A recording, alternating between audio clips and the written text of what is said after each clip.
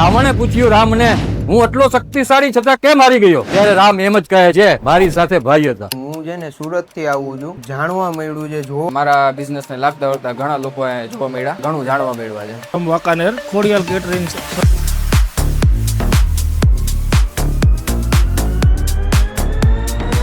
નામ છે કેયુર પ્રજાપતિ, મારી ફોર્મ નું નામ છે આર્યા એન્જિનિયરિંગ. હું છે ને સુરત થી આવું છું. ખરેખર આ વખતે આવી અને વધારે થોડુંક જાણવા મળ્યું છે, જોવા મળ્યું છે. અને જોવા જાવ તો વ્યવસ્થિત લોકો સાથે મુલાકાત થાય, આમાં આપણો પરિચય વધે છે.